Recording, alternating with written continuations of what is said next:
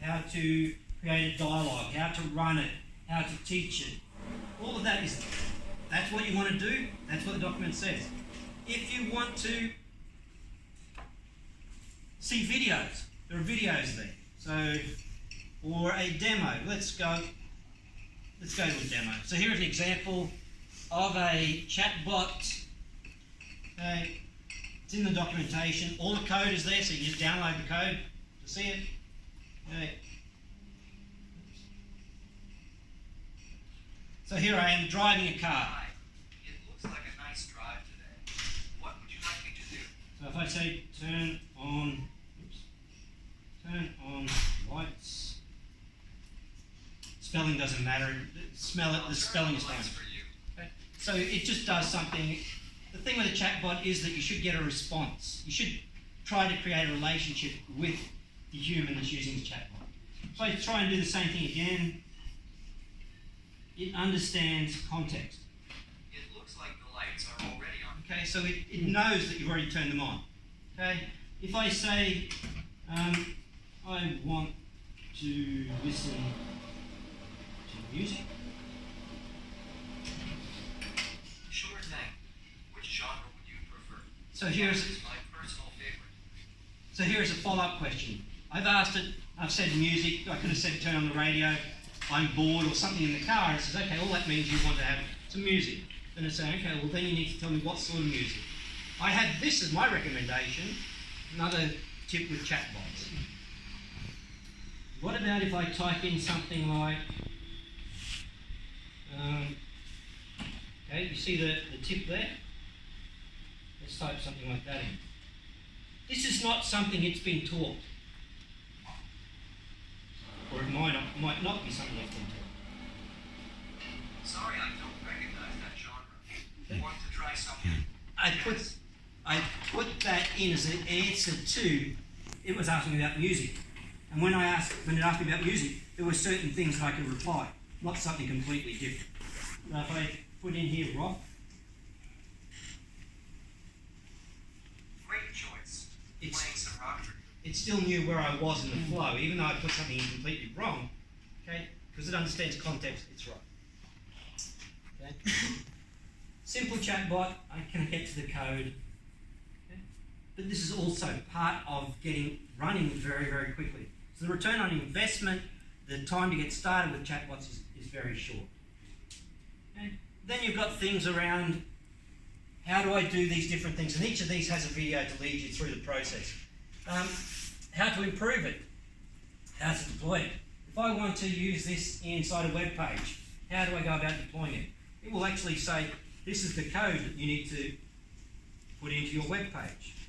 Okay, take this exact code, copy it, put it in there, redeploy the web page, and it will actually be part of it. Or if I'm using Slack or some sort of messaging system, this is the code that you need to include in there to actually have the questions sent to this chatbot from that messaging system. Some other examples, if I look at discovery,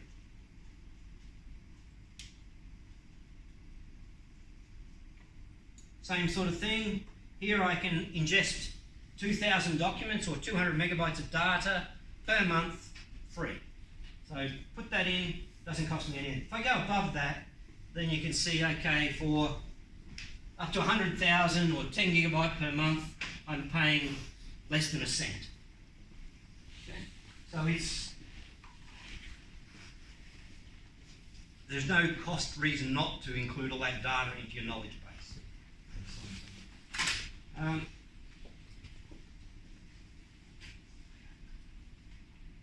If we go back here further, text to speech, speech to text to include that. So you asked about the languages. If I look at text to speech, you can see here, these are the different, so you have different voices for those languages. You see the languages that are supported for the voices.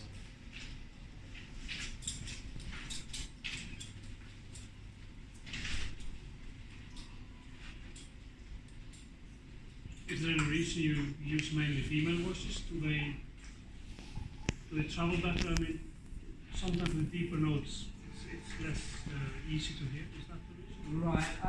It's just more pleasant to listen. More pleasant, I think. Actually, in our client centre in Stockholm, they've just got one of these, Yeah. and they actually started with a female. They started with a female voice, but then they decided to change it because they said the cardboard box looked so ugly they wanted it to be a male voice. So it really depends on the language and your own preference. If I take personality insights.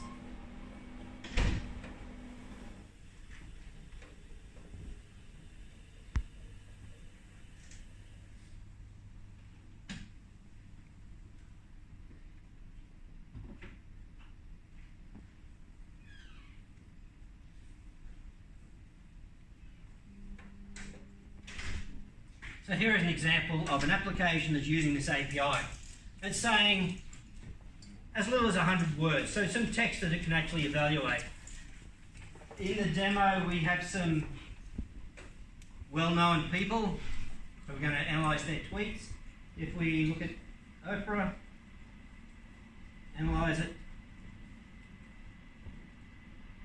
Okay, so we just analysed 15,000 words. We think this is a very strong analysis of her personality based on that number.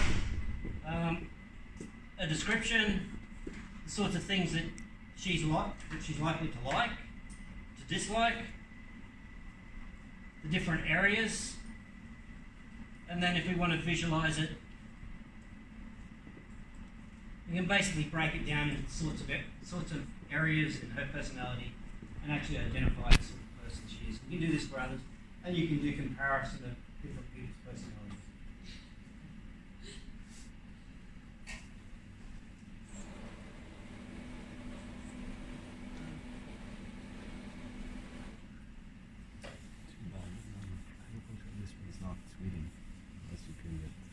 I like to show this one because we're doing the same thing with analytics. So this was a demo app that we built to visualize those 30 million articles that we've ingested into the open data store that we have. What is trending?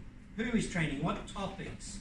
And here we're saying, okay, well, the trending queries, IBM is number one, I don't know why that is. Okay, it's interesting. But the different things, the different people, organisations, breaking news, trending connections. Okay. That's a general view of it. And the reason we do this is because we can do things like this. If I type in, I'll just type in Volvo. So what we're doing is we're now searching for Volvo, and it's querying. You can see a little Watson flash up there.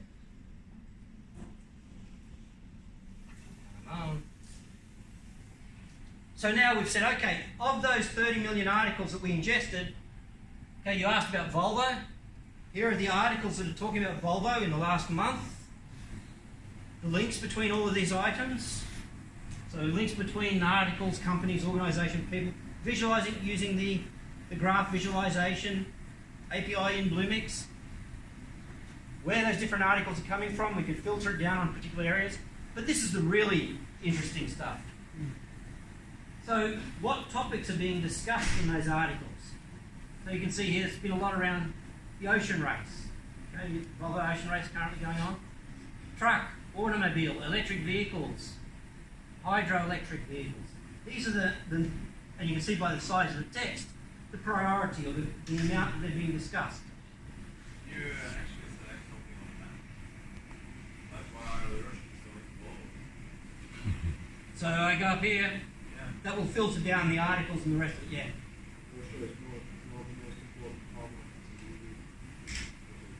Volvo trucks actually have one customer with 2,000 trucks in Russia. It's huge. Okay. So, who is being talked about in these articles? So, which people are actually being mentioned? So, back to your question around the text analytics, you can do this and you can say, okay, well, this person is somebody who is known in this industry. We want to filter by the articles or the types of discussions that person is having, or these companies. So these are the other companies that are being mentioned in these articles, or organisations. This is data that's in the text that is enriched as it's being ingested into Watson. Could you do me a little favor? Yeah. Salmon. I know I'm a nerd, but I'm a very specific nerd.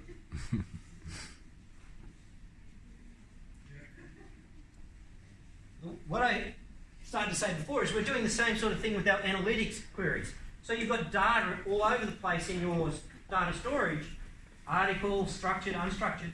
I want to pull that into the sort of vision to see where this particular thing is being discussed or stored in our system. What is being stored with that? Okay. Now, the question here is, this is open data. What of these articles is actually true and false? And Relevant. Yeah. The problem with most, and this is where you'll get me enthusiastic about this discussion, because most of the data that's relevant is less than 10%. Okay? Yeah. All that other is sitting out on the internet and is completely unvalidated. What we want to do is target the data or the data sources that we know are valid. So let's make sure that they're the ones that we're using here. Yep. Just from the results you get from organizations here, it's very clear that IBM Watson is focusing especially on the US. Yeah, absolutely, because this data store is open data predominantly on the US. Okay? That's just this knowledge base. Yeah, exactly. So yeah, that's because that's where we're pointing. Yes, Alaska and the rest of it, yeah. Yeah, I mean, that's not. But then, But as media sources come along, this would spread. Yeah. the other thing is, if this is basically using the query API. Okay? So if I'm pointing to the sources that I wanted to query, then that's what would be shown here. Yeah. Is it possible to connect IBM Watson to the Norwegian retriever?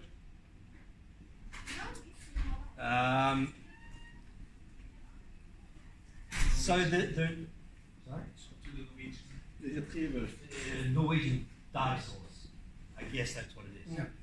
Knowledge base. It basically lists all the published news articles from Norwegian media. Okay, so yeah, you could actually build a knowledge base where they were ingested. Yeah. So you absolutely. Yeah. So all those articles you could ingest into your own knowledge base. Okay, there's a data crawler, so you just point to where you want to take the data from, and it will ingest it in there.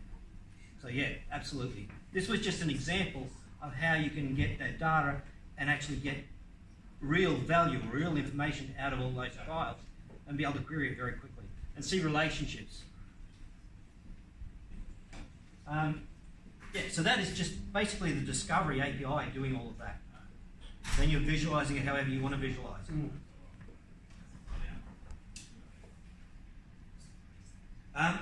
Just a demo app. Okay, every company I show that wants to use it because they want to type in their own name or their competitor's name and see where they're being talked about or what are they discussing, what is of interest, those sorts of areas.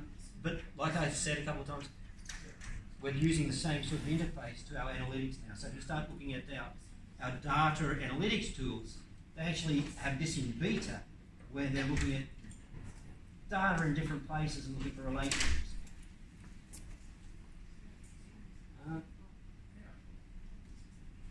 I think I need to stop now. Okay, I can keep talking all day. I want Espen to actually get a chance to about Watson Studio, and I want those who want to sign up, and I'll lead you through that. Do you want to do Watson Studio first? Do you want to take a 5-minute break? Yeah. Espen says so?